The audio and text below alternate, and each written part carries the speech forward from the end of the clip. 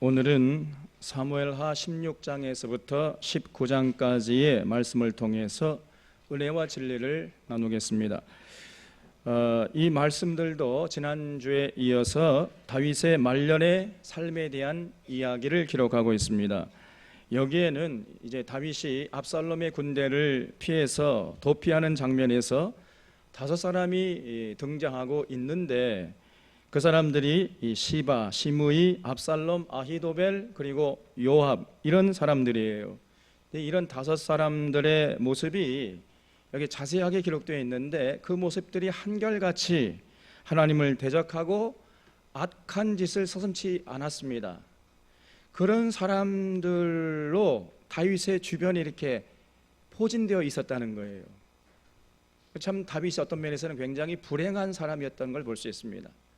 특히 그런 사람들만 이렇게 다윗 주변에 어른거렸는지. 그런데 그런 가운데서도 다윗은 올곧게 참 자신의 신앙을 지켜내는 모습을 우리에게 보여주고 있는 내용이 오늘 사무엘하 16장에서 19장까지의 모습이에요.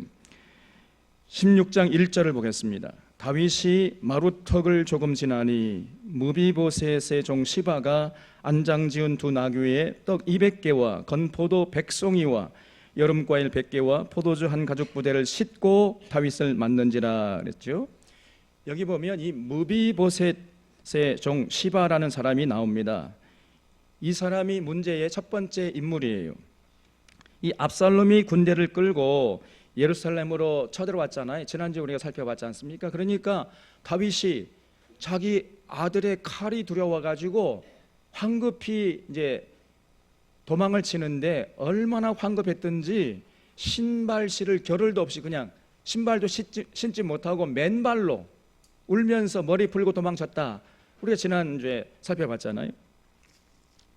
이렇게 한참을 도망을 치면서 이제 어느 마루턱에 도착을 했는데, 그때 그 무비보셋의 종 시바가 나와서 다윗을 맞이했다는 거예요. 여러분도 아시다시피 이 무비보셋은 사울의 손자고 요나단의 아들이었잖아요. 어렸을 때에 이 무비보셋의 유모가 블레셋 군대를 피해서 이제 도망치다가 그만 무비보셋을 떨어뜨렸어요. 그런 바람에 어렸을 때부터 이제 다리를 절뚝거리면서 절개된 이런 사람이 무비보셋이었습니다. 그래서 이제 다윗이 왕이 된 후에 요나단과의 우정을 생각하고 또 무비보셋이 안 됐잖아요. 그래서 불쌍히 여겨가지고 무비보셋에게 땅을 하사했습니다. 그리고 시바라는 이 몸종, 시종을 붙여줘가지고 무비보셋을 섬기게 했던 거거든요. 그런 적이 있었어요. 자, 그런 시바가 이제 다윗을 맞이하러 나온 것입니다. 나귀 두 피라고 떡과 과일에다가 포도주를 갖고 나와가지고 한참 그냥 땀을 뻘뻘 흘리면서 그냥 정신없이 도망치고 있는 다윗을 맞이하러 나온 거예요. 그래서 이게 도대체 무슨 일이냐? 다윗이 이제 어리둥절해서 물었더니, 폐하 얼마나 심려가 크십니까? 이 피곤한 왕의 가족들은 이 나귀에 오르시고 과일과 포도주는 피곤한 군사들에게 주어 먹게 하려고 제가 이렇게 가지고 나왔습니다. 그러는 거예요. 얼마나 기특합니까, 여러분? 그리고 다윗에게 굉장히 큰 힘이 되었겠지요. 그래서 다윗이 흡족한 마음으로 이렇게 돌아보니까요, 무비보셋이 안 보이는 거예요. 그래서 다윗이 물었습니다. 3절에 왕이 이르되 내 주인의 아들이 어디 있느냐 하니 시바가 왕께 아뢰되 예루살렘에 있는데 그가 말하기를 이스라엘 족속이 오늘 내 아버지의 나라를 내게 돌리리라 하나이다 하는지라 그랬어요. 폐하 아뢰옵기 황송하오나 무비보셋이 말하기를 오늘은 내 아버지의 나라를 내게 돌리는 날이다 이러면서 좋아하더라는 거예요. 이렇게 고자질을 하는 것입니다. 이 시바가. 다윗 왕조가 무너지고 이제 사울 왕조가 회복되어서 내가 좀 있으면 이제 왕이 될 사람이라는 거예요. 그래서 오늘은 참 기분 좋은 날이다 그러면서 좋아하다가 이렇게 시바가 무비보셋이 안 보인다는 거예요. 이 말을 들은 다윗이요 얼마나 기분 나빴겠습니까? 뭐가 어째고 어째? 이 배은망덕한 놈 말이야. 내가 얼마나 저를 사랑하고 저를 얼마나 은혜를 베풀었는데 이럴 수가 있느냐? 예? 그러면서 대뜸 다윗이 화가 나가지고요 이렇게 말했습니다. 4절에 왕이 시바에게 이르되 무비보셋에게 있는 것이 다 네 것이니라 하니라. 시바가 이르되 내가 절하나이다 내 주 왕이여 내가 왕 앞에서 은혜를 입게 하옵소서 하니라 그랬어요. 이 다윗이 무비보셋에게 준 토지를 시바에게 다 주겠다고 그냥 선포해버렸어요. 이 다윗이 실수했습니다. 그냥 시바 말만 듣고 무비보셋을 오해한 것이죠. 나중에 알고 보니까 이 시바의 말이 새빨간 거짓말이었습니다. 여러분. 무비보셋이 안 보인 것은 다윗이 왕좌에서 쫓겨난 것을 기뻐해가지고 좋아해서 내가 좀 있으면 왕이 되겠다 해가지고 예루살렘에 남아서 안 보인 것이 아니고 무비보셋이 좀 온전치 못한 몸이잖아요. 그래서 쩔뚝거리다가 보니까 늦어가지고 안 보이는 건데 시바가 다윗에게 저 이 무비보셋이 오늘은 이 사울 왕조가 복권되는 날이다. 그러면 좋아하다가 늦었다 안 보인다는 것입니다. 그렇게 참소를 했어요. 완전히 거짓말이죠.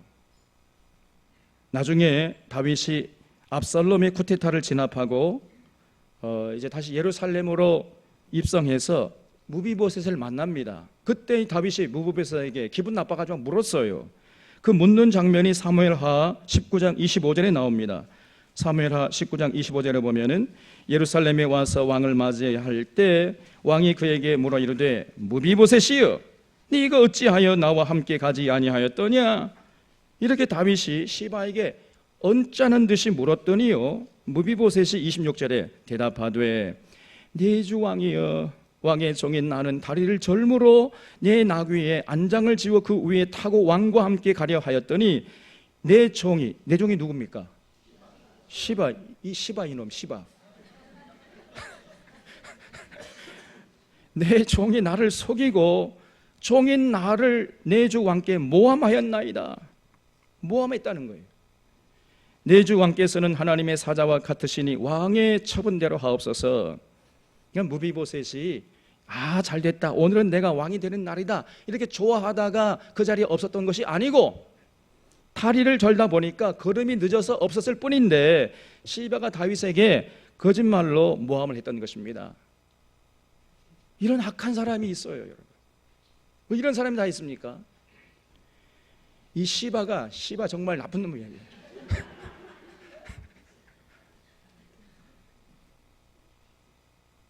이름도 사람을 좀 잘 지어야 돼. 시바가 뭡니까 또? 하나님이 이런 자들을 가장 싫어하시고 가장 증오하시는 거예요. 여러분 10계명 중에 9계명을 보면은 내 이웃에 대하여 뭐라 그랬죠? 거짓 증거하지 말아라 그랬어요. 거짓 증거하는 자를 우리 하나님이 가장 증오하시고 가장 가증히 여기시는 것입니다. 그런 분이 우리가 믿는 하나님이세요. 왜입니까? 그런 자들이 여기 가서 저 말하고 저기 가서 이 말을 해가지고 공동체를 파괴하기 때문이에요. 그러면 누가 제일 좋아합니까? 마귀만 제일 좋아하는 거예요. 여러분 마귀가 누구지요? 마귀는요 참소하는 자예요. 참소하는 자. 다시 말해서 거짓 증거하는 자의 아비인 것입니다. 그러므로 마귀의 종이 따로 있는 것이 아니고 거짓 증거하는 자가 그 사람이 마귀의 종이에요. 이제 시바는 자기의 유익을 위해서 자기의 주인을 거짓말로 참소했습니다. 그런데 다윗이 그 시바의 말에 그냥 속아 넘어가가지고 무비보셋의 땅을 그 악한 시바에게 다 주고 말았어요. 그냥 이게 다윗의 실수죠. 우리 샤론의 교우들은 이 땅에 사는 동안 시바 같은 자들을 경계하고 멀리하는 자들이 다 될 수 있기를 주님의 이름으로 부탁을 드립니다. 여러분 5절 말씀에 보면 다윗 왕이 바울에게 이름에 거기서 사울의 친족 한 사람이 나오니 게라의 아들이요 이름은 시므이라. 그가 나오면서 계속하여 저주하고 또 다윗과 다윗 왕의 모든 신하들을 향하여 돌을 던지니 그때 모든 백성과 용사들은 다 왕의 좌우에 있었더라 그랬어요. 이 다윗이 이제 시바를 뒤로 하고 바후림이라는 곳에 이르렀더니 이번에는 베냐민 족속으로서 사울의 친족인 시므이라는 사람이 다윗을 쫓아오면서요, 다윗에게 막 돌을 던지면서 저주를 퍼부어대는 것입니다. 잘됐다 이놈아, 네가 사람들의 피를 함부로 흘리더니 너도 똑같은 꼴을 당하는구나. 가거라 너도 한번 당해봐라.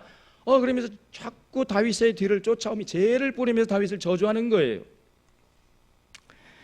시므이가 왜 이렇게 행동을 합니까? 여러분, 시므이가 베냐민 지파라 그랬죠. 베냐민 지파로서 사울의 친족이라 그랬어요. 그래 한번 생각해 보십시오. 사울이 왕이 되었을 때 사울의 그 왕조가 막 날아가는 새도 떨어뜨리는 그런 권세를 부리고 있었을 때 베냐민이 얼마나 혜택을 많이 받았겠습니까? 소위 말해서 시므이는 사울 왕조 시절에 기득권을 누리다가 다윗이 왕이 되는 바람에 누리던 기득권을 뺏긴 사람이에요. 그런 사람의 대표가 바로 시므이였던 것입니다. 그러니까 이제 다윗에게 앙심을 품고 있었던 거예요. 그러다가 다윗이 이제 어려움을 당하니까 쾌제를 부르면서 다윗에게 저주를 퍼부었던 것입니다. 그러니까 이 시므이라는 사람들로 세상 것에 휘둘리다가 그 세상 것을 다윗 때문에 뺏겠다 이렇게 생각해가지고 앙심을 품고 있었던 거예요. 그 모습을 보고 이 요압의 동생 아비새가요, 기분 나빠가지고 죽은 명령만 내리시면은 제가 저 시므의 목을 따오겠습니다. 이렇게 나섰어요. 그때 다윗이 대답하기를 11절에 또 다윗이 아비새와 모든 신하들에게 이르되 내 몸에서 난 아들도 내 생명을 해하려 하거든 하물며 이 베냐민 사람이리야. 여호와께서 그에게 명령하신 것이니 그가 저주하게 버려두라 그랬어요. 예, 아비새야, 내 아들도 지금 나를 죽이려고 저렇게 시뻘건 눈을 뜨고 나를 죽이려고 덤벼드는데 오죽 했으면 저 베냐민 사람이랴. 그냥 저주하게 내버려 두고 가자 이러고 가는 거예요. 다윗이 정말 이 다윗의 인격에 고개가 숙여지지 않을 수가 없잖아요. 참 이 다윗은 대단한 사람입니다. 그냥 아비새에게 명령만 내리면요, 시므이 같은 목 다글 수 있어요. 그냥 그 자리에서 죽여볼 수 있었습니다. 그런데 다윗은 아니야, 네 아들도 나를 죽이려 덤벼드는데 저 베냐민 사람 시므이 오죽하겠느냐. 우리가 저 사람 입장에 생각해보면 그냥 가자, 저주하게 내버려 둬라 그냥 이러고 가는 거예요. 얼마나 그 마음이 넓습니까 여러분. 이런 사람을 하나님이 기뻐하시는 것입니다. 그러니까 시므이가 더욱 기가 살아가지고요, 13절에 보면 다윗과 그의 추종자들이 길을 갈 때에 시므이는 산비탈로 따라가면서 저주하고 그를 향하여 돌을 던지며 먼지를 날리더라 그랬어요. 계속 따라오면서 돌을 던지면서 다윗을 저주하는 거예요. 그냥 야, 너도 한번 당해봐라 이놈아, 뭐 쌤통이다, 그냥 10년 묵은 체중이 쑥 내려간다 그러면서 막 죄를 뿌리면서 저주를 해야 되는 거예요. 그러거나 말거나 다윗 일행은 묵묵히 그저 제 갈 길을 갔습니다. 시므이는 자기의 기득권에 얽매여서 하나님의 섭리를 보지 못하고 하나님 마음에 합한 다윗을 대적하다가 결국 하나님이 기뻐하시는 다윗을 대적하다가 하나님을 대적하다가 인생을 망친 사람이에요. 참 불행한 인생이 되고 말았던 것입니다. 한편 의기양양하게 예루살렘에 입성한 압살롬은 아버지 다윗이 앉아 계시던 그 왕자에 이제 떡 앉아가지고요, 책사 당시에 이제 참모였던 이 아히도벨에게 그 다음 이제 취할 계략이 뭔가 건의해봐라 이렇게 이제 물었어요. 그랬더니 이 아히도벨의 입에서 놀란 말이 튀어나오는 것입니다. 여기 20절 말씀에 압살롬이 아히도벨에게 이르되 너는 어떻게 행할 계략을 우리에게 가르치라 하니 아히도벨이 압살롬에게 이르되 왕의 아버지가 남겨두어 왕궁을 지키게 한 후궁들과 더불어 동침하소서 그랬어요. 참나, 그리하면 왕께서 왕의 아버지가 미워하는 바 됨을 온 이스라엘이 들으리니 왕과 함께 있는 모든 사람의 힘이 더욱 강하여지리이다. 이렇게 건의를 하는 거예요. 이게 무슨 말입니까 여러분? 지금 이 사건은 다윗과 압살롬이라는 부자지간의 갈등에서부터 비롯된 거 아닙니까? 이렇게 얘기하는 거지요. 그러니까 지금 사람들이요 관망하고 있다는 거예요. 이 편에 섰다가 저 편에 섰다가 나중에 부자지간이 화해하게 되면은 낭패를 당할 게 아니겠느냐. 부자지간의 갈등이라는 것은 칼로 물베기인데 나중에 부자지간이 화해하면은 이 편 저편에 섰던 사람이 낭패를 당할 거 아니냐. 그래가지고 지금 관마하고 있는 사람들이 많다는 겁니다. 그러니 백성들 보는 앞에서 이제 다윗의 부자는 절대로 화합할 수 없는 관계에 이르렀다. 이것을 백성들 앞에 확실히 보여줘야 백성들이 마음을 정하고 지금 압살롬 주군에게 마음을 모아주지 않겠습니까? 그러니 그런 상징적인 행위를 백성들 앞에 보이라는 거예요. 그런 차원에서 그 다윗의 후궁들, 후궁은 다윗의 아내들이잖아요. 다윗의 아내들을 백성들이 보는 앞에서 성폭행을 하라 이렇게 건의를 했습니다. 이게 참 이 얼마나 악한 생각입니까, 여러분? 다윗의 아내면 압살롬에게는 누구요? 어머니 아니에요, 어머니. 어머니를 성폭행하라고 하다니 말이 어떻게 이런 건의를 할 수 있습니까, 여러분? 이 아히도벨이라는 사람이 얼마나 악한 사람이에요. 그런데 놀랍게도 압살롬이 그대로 따라서 합니다. 여기 22절에 이에 사람들이 압살롬을 위하여 옥상에 장막을 치니 압살롬이 온 이스라엘 무리의 눈앞에서 그 아버지의 후궁들과 더불어 동침하니라 그랬어요. 압살롬이 그 아히도벨의 건의를 받아들여 가지고 백성들 보는 앞에서 자기 어머니들, 그 다윗의 아내들을 성폭행을 해댔다는 것입니다. 끔찍한 일을 벌인 거예요. 심의도 악한 사람이지만은 아히도벨도 버금갈 정도로 악한 사람이었어요. 이들의 공통된 점이 무엇입니까? 이들의 심의와 아히도벨의 공통된 점이 뭐냐면은요, 사적인 감정에 치우친 거예요. 그 사적인 감정에 사로잡힌 나머지 하나님의 뜻을 분별치 못한 것입니다. 심의는 자신이 누리던 기득권을 빼앗긴 것에 대한 앙심을 품고 있었잖아요. 그러다가 다윗이 이제 어려움을 당하니까 다시 이제 왕권을 회복할 수 없겠다. 다윗이 다시 왕권을 회복할 수 있으리란 꿈에도 생각하지 못하고 다시 자신의 마음속에 갖고 있던 그 막 앙심을 이제 그대로 표출했던 것인데, 그냥 조금 있다가 다윗이 왕권을 회복하게 되잖아요. 그러니까 이제 시므이가 낭패를 당하고 맙니다. 여러분, 마음에 앙심을 품고 있으면은 사리 분별이 되지 않는 거예요. 아히도벨도 마찬가지였어요. 자기 손녀딸의 남편 누구죠? 이 아히도벨의 손녀딸이 누구라고 그랬습니까? 지난주에 말씀드렸잖아요. 밧세바의 남편이 누구예요? 우리야를 누가 죽였습니까? 다윗이 죽였잖아요. 거기에 대한 앙심을 품고 있었던 거예요. 그래서 다윗에 대한 분노가 그 마음속에 자리 잡고 있어가지고 사리 분별을 제대로 못하게 만들었던 것입니다. 여러분, 마음의 분노가 일어날 때는요, 절대로 입을 열면 안 됩니다. 그리고 어떤 계획도 세우면 안 돼요. 마음의 평안과 평정을 되찾을 때까지 기다리셔야 돼요. 얼마간의 시간이 걸리든지 침묵해야 하는 것입니다. 그리고 이제 마음의 평정을 되찾은 다음에 말을 하고 그 다음에 계획을 세워도 늦지 않아요. 그래야 그 삶이 안전한 것이에요. 이것이 인생의 지혜인 것입니다. 자, 그러면 압살롬이 어째서 그런 악한 건의를 그냥 그대로 순순히 받아들여서 실행에 옮기고 이런 사람이 되었습니까? 어째서 그런 악한 건의가 악하다는 것을 모르고 그대로 실행한 것이에요, 도대체가? 23절에 그 이유가 나와요. 23절에 그때에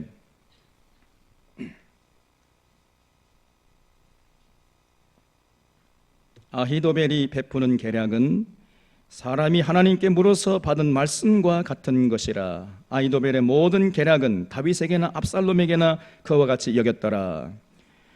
거기다가 한번 줄쳐봐요. 압살롬의 모든 계략은 사람이 하나님께 물어서 받은 말씀과 같은 것이다. 이게 무슨 말이겠어요? 당시 아히도벨의 말은 곧 하나님의 말씀이었다는 거예요. 하나님의 말씀으로 인정받을 정도로 그렇게 압살롬의 말이 권위가 있었다는 겁니다. 이거는 다윗도 인정하는 바고 압살롬도 인정하는 바라는 거예요. 그래서 아히도벨이 말한 것이기 때문에 저건 분명히 하나님의 뜻이야. 모든 사람들이 그렇게 인정해 주는 그런 분위기가 있었다는 거지요. 그래서 압살롬도 그렇게 생각했던 거예요. 압살롬의 권위니까 이건 하나님의 뜻이야. 하나님의 뜻이니까 해야지. 그러고 압살롬이 했던 것입니다, 여러분. 이렇게 볼 때 압살롬은요, 좀 억울한 면이 있었어요. 하나님, 저는 이 아히도벨이 건의한 것을 하나님의 뜻으로 알고 행했는데 이게 무슨 죄가 됩니까? 저는 억울합니다. 아니, 당시의 모든 그 분위기가 아히도벨의 말은 하나님의 말씀으로 하나님의 뜻으로 받아들이는 분위기였지 않았습니까? 그래서 제가 하나님의 뜻을 받들어서 했는데 이것이 왜 죄가 됩니까? 이렇게 항변할 수 있습니다. 근데 그렇지 않아요. 압살롬도 아히도벨과 같은 똑같은 죄를 범한 자임이 틀림없습니다. 왜입니까? 정말 우리가 여기서 잘 생각하셔야 돼요. 예루살렘의 아히히만이라는 책이 있습니다, 여러분. 한나 아렌트라는 유대인 여성 학자가 쓴 책인데 우리 샤론교회 성도님 반드시 읽어야 할 필독서입니다. 저 들꽃 도서관에 있습니다. 예루살렘의 아히히만이라는 책이 있는데 상당히 이 볼륨이 있는, 그리고 굉장히 생각을 많이 해야 되는 그런 책이에요. 아주 소중한 책입니다, 여러분. 이 책의 주인공인 이 아히히만이라는 사람은요, 2차 대전 때에 나치에 부역하면서 유대인 학살을 총주의한 사람입니다. 2차 대전이 끝나니까 자기에게 책임이 올 거 아니겠어요? 수많은 사람을 죽였는데, 그러니까 그 책임이 이제 두려워가지고 이 아히히만이 저 아르헨티나 시골로 그냥 잠적해 버렸어요. 아무도 못 찾을 것이다. 그런데 여러분, 이스라엘 정보부가 뭐죠? 모사드. 이스라엘 정보부 모사드가요, 정보력이 대단합니다. 땅 끝까지 쫓아가서 찾아내요. 그냥 어디에 숨어 있든지 간에 찾아냅니다. 그래서 이 이스라엘 정보부 모사드가 지구 끝까지 찾아가가지고 기필코 찾아냈어요. 그 알아보니까 저 아르헨티나 시골에서 그냥 농부처럼 위장하고 살고 있는 것이에요. 그래서 아르헨티나에 체포해가지고 예루살렘으로 붙잡아 와서 재판을 열었습니다. 그 재판 과정을 기록한 책이 예루살렘의 아히히만이라는 책이에요. 이 책에서 한나 아렌트는 말하기를 자기가 아히히만을 보기 전에는 그가 저지른 죄악상을 놓고만 볼 때에 자기 머릿속에 이미지가 있었다는 거예요. 아히히만은 머리에 뿔이 10개 달린 악마일 것이다, 이렇게 생각했다는 것입니다.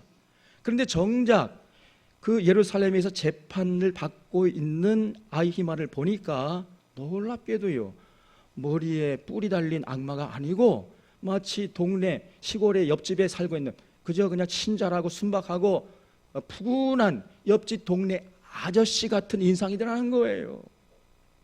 이 아렌트가 깜짝 놀랍니다. 아니, 저렇게 순진하고 착하고 순박한, 저렇게 참 순진한 사람이 어떻게 저렇게 악한 짓을 행할 수 있는가? 도저히 이게 연결이 안 되는 거예요, 이미지가. 그러면서 이 한나 아렌트가 굉장히 중요한 단어를 썼어요. 악의 평범성이라는 겁니다. 악의 평범성. 같이 한번 따라서 해볼까요? 악의 평범성. 무슨 말이죠? 어떤 특별히 악한 사람들만이 악마짓을 하는 것이 아니고 매일같이 우리가 만나가지고 서로 사랑을 주고받고 친절히 우리를 안아주는 그런 옆집 아저씨 같은 사람들도 놀랍게 어떤 상황이 주어지면은요, 악마가 될 수 있다는 거예요. 이게 악의 평범성입니다. 그렇게 푸근한 옆집 아저씨 같은 사람들도 그런 악한 짓을 얼마든지 행할 수 있는 그런 가능성이 있다는 거예요. 이것이 인간이라는 것입니다, 여러분. 여러분과 저도 마찬가지예요. 우리 모두가 우리 안에 그 죄성이 있습니다, 여러분. 그래서 상황과 여건이 주어지면 우리도 아히히만이 될 수 있다는 거예요. 악의 평범성입니다. 항상 조심해야 돼. 누구나 그런 악한 짓을 저지를 수 있다는 것이죠. 어떤 특별한 사람들만이 악한 사람들 하는 게 아니고, 우리가 그런 상황과 여건에 놓여지지 않는 것을 우리가 하나님께 감사해야 돼요. 어쨌든 이 아렌트가 만난 아히마는 동네에서 인심 좋은 아저씨 같은 부건한 인상이었다는 것입니다. 그래서 이 아히만이 재판을 받을 때 재판석상에서 자신의 무죄를 주장했어요. 그 논리가 뭐냐 하면은 자기는 히틀러의 명령에 순종한 것뿐이라는 것입니다. 전쟁 상황에서 상관의 명령에 불복종하면은 명령 불복종죄로 이제 군법회의에 회부돼 가지고 사형당하지 않느냐. 그래서 내가 어쩔 수 없이 공무원의 신분으로서 상관의 명령에 순종하지 않을 수가 없어 가지고 나는 상관의 명령에 순종한 것뿐이다. 그러면서 자신의 무죄를 주장했습니다. 일리가 있잖아요. 일리 있습니다. 일리 있는 주장입니다만은, 그러나 여전히 아히만은 유죄예요. 왜입니까? 그 아히만의 죄가 뭐예요? 한나 아렌트가 여기서 말하기를 아히만의 죄는 뭐냐? 생각하지 않은 죄예요. 생각 없는 죄. 생각 없이 그 잘못된 지도자를 따라간 죄. 다시 말해서 분별하지 못하고 무엇이 참이고 무엇이 거짓인지 그거를 분별치 못한 그 죄가 크다는 것입니다. 그래서 아히만의 죄는 생각하지 않은 죄, 분별치 못한 죄였고, 그 죄는 용서받지 못하는 죄악으로 이어졌던 것이에요. 압살롬도 마찬가지입니다, 여러분. 압살롬은 절대로 용서받지 못할 죄를 범했습니다. 어떻게 자기 아버지의 아내를 성폭행할 수 있습니까, 여러분? 앙심을 품고 악한 꾀를 하나님의 뜻이라고 건의한 아히도벨의 건의를 분별치 못하고 그런 악한 꾀를 하나님의 뜻으로 알고 압살롬이 실행했단 말이에요. 이 죄가 이건 용서받을 수가 없는 거예요. 아히도벨은 앙심을 품고 악한 꾀를 하나님의 뜻이라고 들이댔고, 압살롬의 죄는 뭐냐? 그런 잘못된 건의를 하나님의 뜻으로 알고, 그러니까 분별치 못하는 것이죠. 분별치 못하고 그만 하나님의 뜻으로 알고 그런 악한 짓을 저질러 버렸던 것입니다. 이것이 압살롬의 죄예요. 여러분, 잘못 따라간 죄도 잘못 이끈 죄만큼 크다는 것을 잊지 마셔야 됩니다. 생각하지 않은 죄, 하나님의 뜻을 분별치 못한 죄도 똑같이 크다는 것을 우리는 언제나 잊지 말아야 돼요. 그래서 우리가 늘 제가 말씀드리잖아요. 리더십과 팔로우십, 이 관계 속에서 리더십도 중요하지만 팔로우십도 중요하다. 아니, 오늘 이 시대는요, 리더십보다도 팔로우십이 더 중요한 시대가 되고 말았어요. 올바른 지도자를 분별해서 올바른 지도자를 따라가야 하는 그런 책임이 팔로워들에게 있는 것입니다, 여러분. 그래서 리더십도 건강해야 되지만은 팔로우십도 건강해야 되는 것이에요. 예레미야서 5장 30절 이하에서 예레미야가 당시 이스라엘 백성들을 바라보면서 이렇게 외쳤습니다. 이 땅에 무섭고 놀라운 일이 있도다. 선지자들은 거짓을 예언하며 제사장들은 자기 권력으로 다스리며 내 백성은 그것을 좋게 여기니 마지막에는 너희가 어찌하려느냐? 이렇게 외쳤어요. 그 당시 예루살렘 사회에 놀랍고 기괴한 일이 있었다는 것입니다. 그게 뭐냐? 당시 이스라엘 사회에 거짓 선지자들이 넘쳐났어요. 거짓 선지자들이 거짓 예언을 그냥 밥 먹듯이 했습니다. 그리고 제사장들은 권력을 남용해가지고 자기 뱃속 챙기는데 혈안되어 있었어요. 그 제사장들에게 주어진 권력을 가지고 백성을 섬기는데 혈안되어 있는 것이 아니고 자기 이익, 자기 사역을 채우는데 그냥 혈안되어 있었단 말이죠, 이 제사장들이. 그런데 더 놀라운 것은 그런 거짓된 지도자들을 당시 이스라엘 백성들이 좋게 여겼다는 거예요. 하나님이 보낸 지도자들은 저래야 되는 거야. 저 정도는 해야지. 그래도 저렇게 높은 자리에 있으니까 저런 카리스마가 있어야지. 저게 지도자인 거야. 그러면서 그런 잘못된 거짓 선지자들, 제사장들을 오히려 좋게 여겼다는 것입니다. 이게 놀랍고 기괴한 일들이에요. 그러면서 하나님의 말씀을 올바로 전파하는 예레미야, 겸손한 예레미야는요, 자기 주장 내세울 줄도 모르고 이런 예레미야는 무시해버렸어요. 저까짓 게 무슨 하나님이 보낸 지도자냐 그러면서. 이 분별력이 없었던 겁니다, 여러분. 거짓 예언을 좋아하고 거짓 선지자들이 군림하면서 자기들을 억누르면은 그걸 좋게 여겨요. 이 참 이스라엘 백성들의 당시의 모습이었습니다. 또 예레미야서 14장 15절 이하를 보면은 예레미야가 말하기를 그러므로 내가 보내지 아니했어도 내 이름으로 예언하여 이르기를 칼과 기근이 이 땅에 이르지 아니하리라 하는 선지자들에 대하여 여호와께서 이와 같이 말씀하셨노라. 그 선지자들은 칼과 기근에 멸망할 것이요 그들의 예언을 받은 백성은 기근과 칼로 말미암아 예루살렘 거리에 던짐을 당할 것인즉 그들을 장사할 자가 없을 것이요 그들의 아내와 아들과 딸이 그렇게 되리니 이는 내가 그들의 악을 그 위에 부음이니라 그랬어요. 이 거짓 선지자들도 심판받을 것이지만은 거짓 선지자들의 예언을 따라간 당시의 백성들도 똑같이 심판받을 것이라는 겁니다.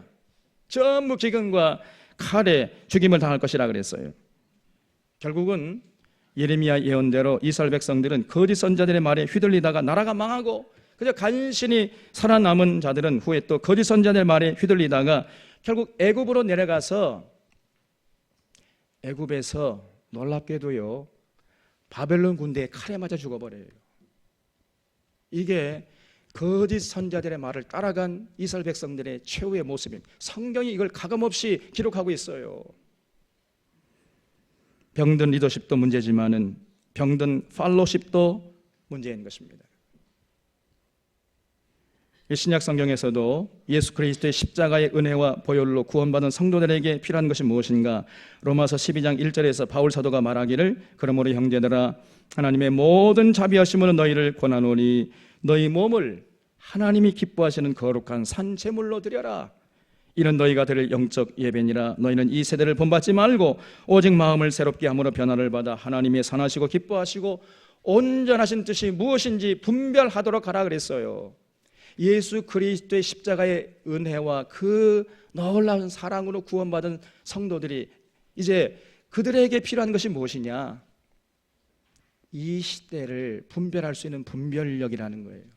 무엇이 참이고 무엇이 거짓인지, 무엇이 하나님의 뜻이고 무엇이 하나님의 뜻이 아닌지, 어떤 길이 생명길이고 어떤 길이 사망길인지 이걸 분별할 수 있는 안목이 필요하다는 것입니다, 여러분. 이게 있어야 되는 것이에요. 오늘날에는 더욱 이런 분별력이 필요합니다. 왜입니까? 가짜가 진짜 같아요. 그리고 진짜가 가짜 같습니다. 이런 현실에서 성도들에게 필요한 것은 분별력이요, 통찰력이에요. 오늘 이 시대를 둘러보면은요, 우리 시대도 거짓 선지자들이 넘쳐나고 있습니다. 그리고 그런 거짓된 자들을 따라가는 성도들로 넘쳐나고 있어요.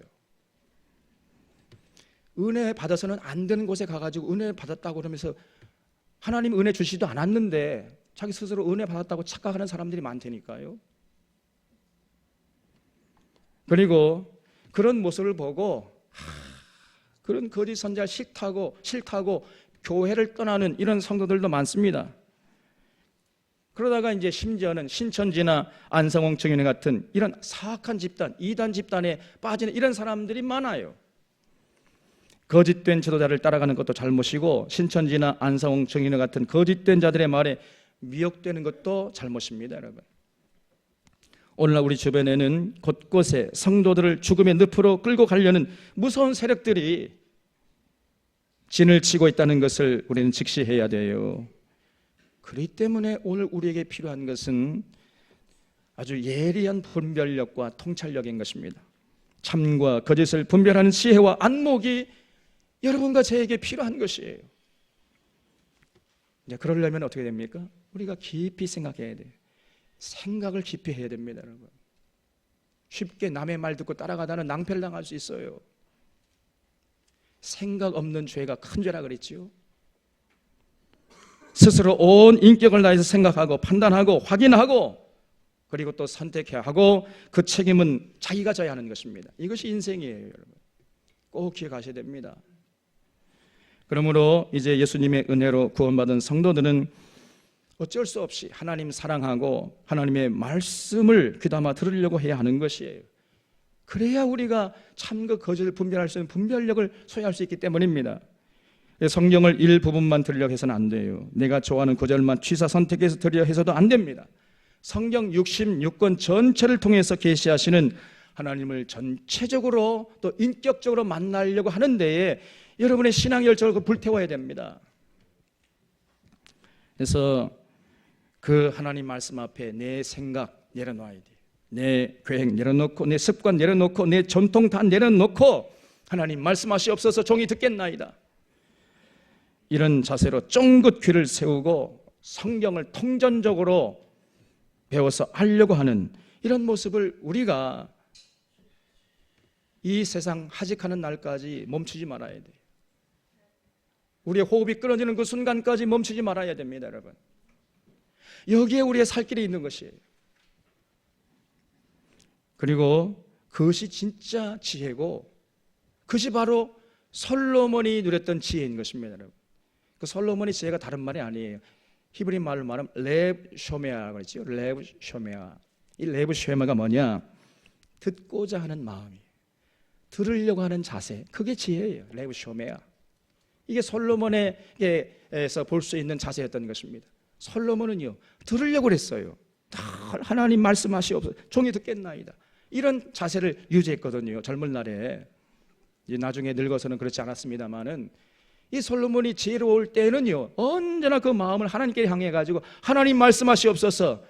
하나님 말씀하시면 그저 취사 선택에 듣는 게 아니고 전체를 받아들여 가지고 그 말씀을 통해서 진리를 깨닫고 진리를 앞세우면서 살려고 애를 썼던 사람이에요. 그래서 솔로몬이 지혜로웠던 것입니다. 레브 쇼메아, 이걸 잊지 마세요.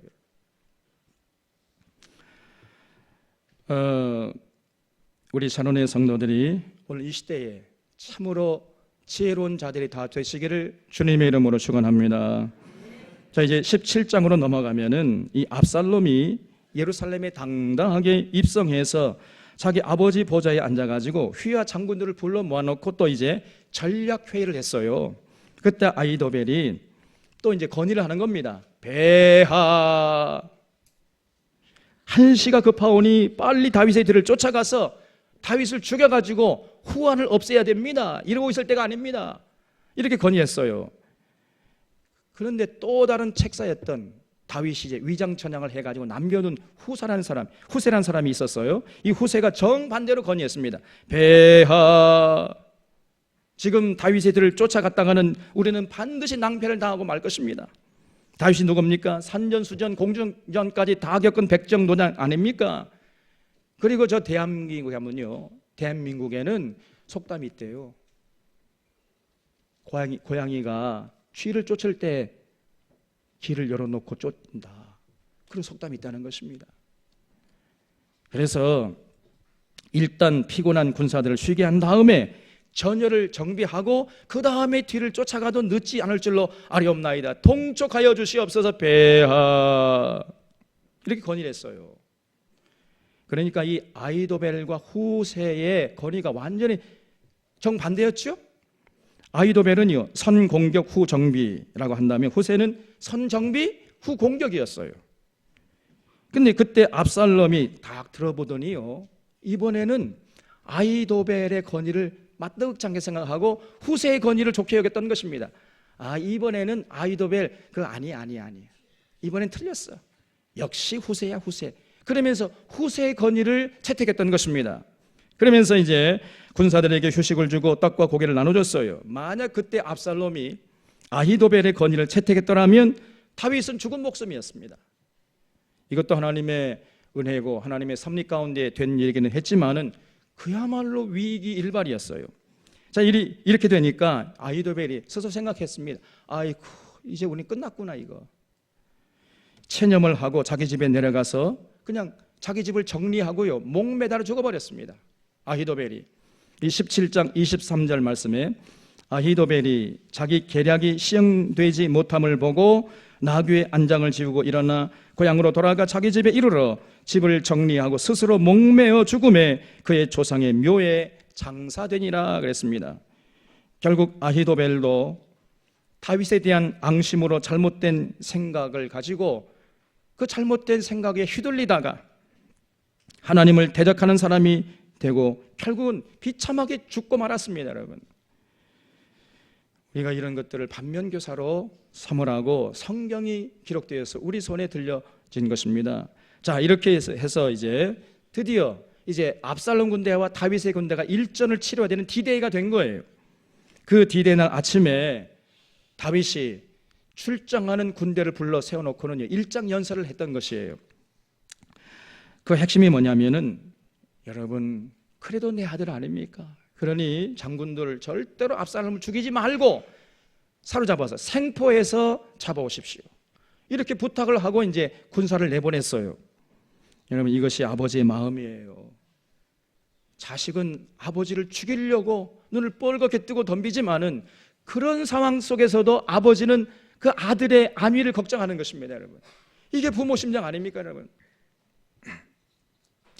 자, 이렇게 다윗이 휘하 장수들에게 부탁을 하고 이제 군사를 내보냈어요. 그래서 그날 한창 전투가 치열하게 벌어지고 있는데, 이 압살롬은요, 젊기 때문에 머리가요 사자머리예요. 그래서 이 압살롬이 머리카락을 따가지고 이렇게 이제 꽈서 이렇게 쭉 늘어뜨리고 다녔는데, 그날도 이 압살롬이 아무 생각 없이 큰 나무 밑을 지나가다가 그 압살롬의 머리카락이 그 큰 나무 가지에 걸려버린 거예요. 그것도 모르고 그 압살롬을 태우고 다녔던 나귀는 막 모르잖아요. 자기 주인이 나무 가지에 뭐 머리카락이 걸렸는지 안 걸렸는지 모르니까 그냥 지나가 버리고, 그러니까 압살롬이 나무까지 걸려가 대롱대롱 공중에 매달려 가지고 발버둥 치고 있었습니다. 근데 그 모습을 요압의 부하가 봤어요. 가지고 이제 주군에게 늑달같이 달려가 가지고, 저 요압 장군, 이제 지금 말이죠, 저 이 압살롬이 큰 나무 가지에 그냥 머리에 걸려 가지고 발버둥 치고 있습니다. 뭐야? 그런데 왜 그냥 왔어? 아니, 오늘 아침에 다윗 왕께서 압살롬 죽이지 말고 생포해 오라고 하지 않았습니까? 뭐가 어째고 어째? 나 그런 거 몰라. 요압이요, 그냥 큰 창을 갖고 가더니 그 나무가지에 매달려 가지고 발버둥 치고 있는 압살롬 배를 푹 찔러 가지고 그 자리에서 죽여버렸습니다. 이게 요압이에요. 요압은요, 왕이고 뭐고 없어요. 그래서 자기가 제 멋대로 해버리는 것입니다. 그 소식을 들은 다윗이 기뻐하기는커녕 진심으로 슬퍼하면서 애도했습니다. 여기 18장 33절이에요. 왕이 구스 사람에게 묻되 젊은 압살롬은 잘 있느냐? 그 사람이 대답하되 내 주 왕의 원수와 일어나서 왕을 대적하는 자들은 다 그 청년과 같이 되기를 원하나이다 하니 왕의 마음이 심히 아팠던 거죠. 그러니까 이 구스 사람이 와서 이제 압살롬이 죽었다고 보고한 거지요. 그러니까 다윗이 그 보고를 들은 다음에 너무 마음이 아파가지고 문 위층으로 올라가서 울었다는 거예요. 그가 올라갈 때 말하기를 내 아들 압살롬아, 내 아들 내 아들아, 압살롬아, 차라리 내가 너를 대신하여 죽었더라면 압살롬 내 아들아 내 아들아 하였더라 그랬어요. 이 다윗이 압살롬의 죽었다는 소식을 듣고요, 그 진심으로 슬피 울면서 애도했습니다. 이것이 아버지의 마음이에요. 그리고 이것이 바로 우리를 향하신 하나님의 아버지의 마음인 줄 믿으시기 바랍니다. 여러분, 자식이 아무리 하나님 부모 마음을 아프게 해도, 그런 폐륜하라 할지라도, 그러나 부모는 그 자식의 안위를 걱정하잖아요. 이게 부모 아닙니까? 마찬가지예요. 우리 하나님도 마찬가지입니다. 아무리 우리들이 하나님 마음을 아프게 해도 그래도 하나님은 우리의 행복을 먼저 염려하시는 것입니다.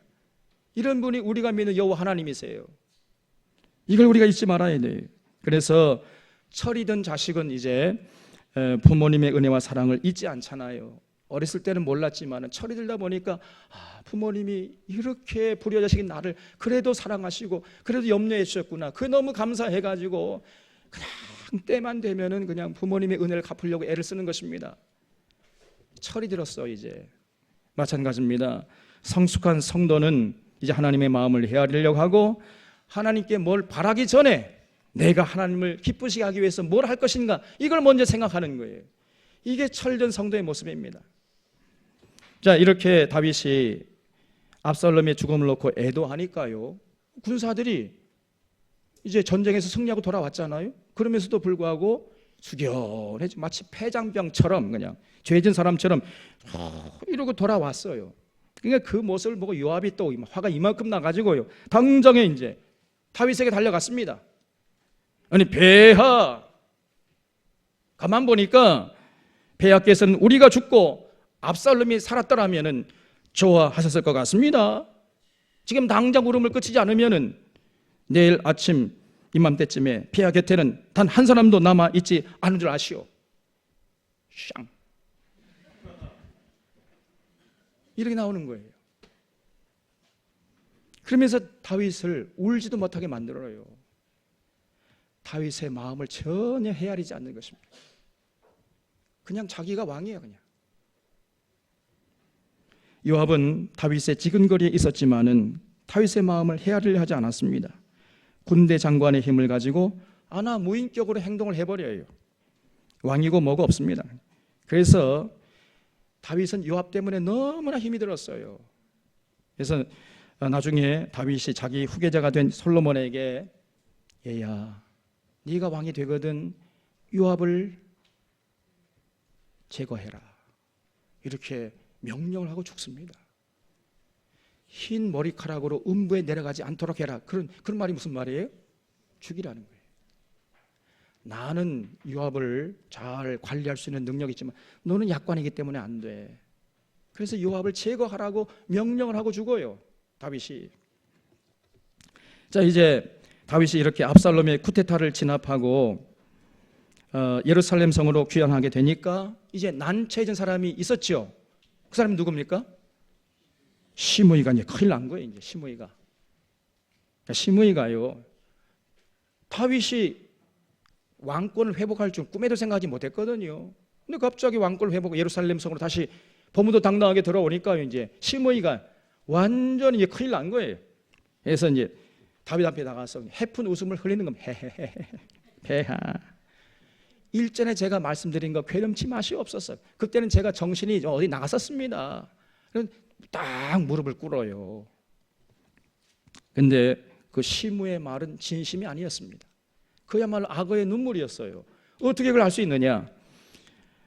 사무엘하 19장 16절을 보겠습니다. 사무엘하 19장 16절 보면은 바후림에 있는 베냐민 사람 게라의 아들 시므이가 급히 유다 사람과 함께 다윗 왕을 맞으러 내려올 때 베냐민 사람 몇 명? 1000명이 그와 함께 했다는 거예요. 무슨 말이냐면요, 시므이가 이제 다시 예루살렘으로 입성하는 다윗을 맞으러 갈 때 혼자 나간 것이 아니고 베냐민 사람 1000명을 대동하고 나갔다는 거예요. 이건 뭘 말하지요? 무언의 항변이었어요. 나도 세력이 있어, 나도 일정한 정도의 정치적인 지분이 있어, 나 쉽게 보면 너 재미없어, 이런 얘기죠. 그래서 자기의 세를 과시하려고 했던 것입니다. 그런 메시지를 지금 전하려고 나온 거예요. 그러면서 눈으로는 해픈 웃음을 흘린, 헤헤헤, 폐하, 전에 했던 거 제가 정신없어 그랬으니까 제발 잊어버려 주시옵소서, 이렇게 나오는 거예요. 이 얼마나 악한 사람입니까, 여러분? 표리부동한 사람이죠. 겉다르고 속다른 사람이에요. 그래서 우리가 이렇게 성경을 읽어보면은 성경이라는 것은 단지 개인의 구원의 차원에서 기록된 내용만 있는 게 아니에요. 그 이스라엘 백성들의 정치, 경제, 사회, 문화, 그 모든 면의 그 역사를 아주 가감없이 자세하게 기록하고 있는 것이 성경이에요. 이런 그 이스라엘 역사를 보면서 우리의 사회, 우리의 역사를 보라고 하나님께서 우리 손에 들려주신 것입니다. 그래서 성경을 제대로 보면은 반드시 그 성경의 프리즘을 가지고 우리 역사, 우리 사회를 볼 수 있어야 돼요. 이거 성경을 제대로 보는 사람입니다, 여러분. 개인 구원의 차원에 이게만 있는 게 아니에요.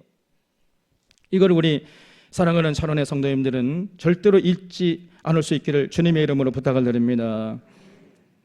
그래서 이렇게 그냥 아주 표리부동하고 간사하게 나오니까 이런 시므이를 보고 그 부하 아비새가요, 또 참지 못하고 나선 거예요. 폐하, 저렇게 일전에 폐하를 저주하고 또 이제 와가지고 해픈 웃음을 흘리고 있는 저놈을 살려두겠습니까?